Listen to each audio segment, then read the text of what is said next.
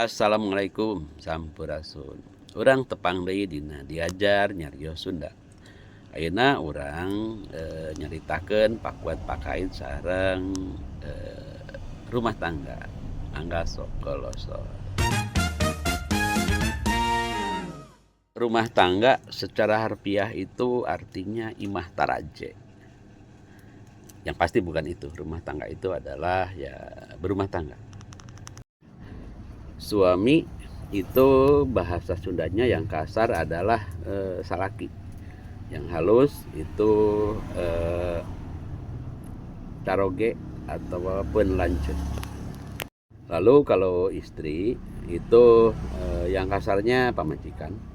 Kemudian lebih halus lagi pun bojo, terus bisa juga garwa. Istri yang sedang ngidam bahasa Sundanya disebut gernyiram.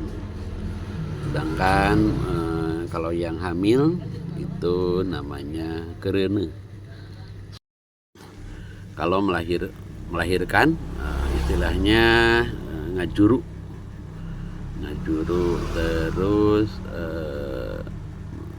bayi itu orok, terus punya anak itu gaduh putra terus budak disebutna murang kali.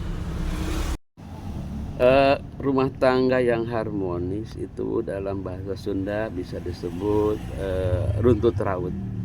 Kalau rumah tangga yang berumur panjang tetapi bertengkar mulu, tidak akur, itu disebutnya awet rajet. Kalau bercerai itu artinya pepegatan atau papirak. Banyaknya kata pepegatan.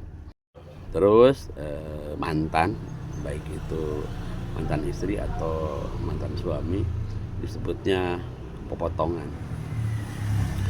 Terus nah ini dia nukara ragok, hubungan suami istri. Jadi jorang deh ngomongnya. Kita pakai bahasa halusnya aja lah. Hubungan suami istri itu bahasa Sundanya, bahasa halus itu sapa temon. Demikian, atur nuhun.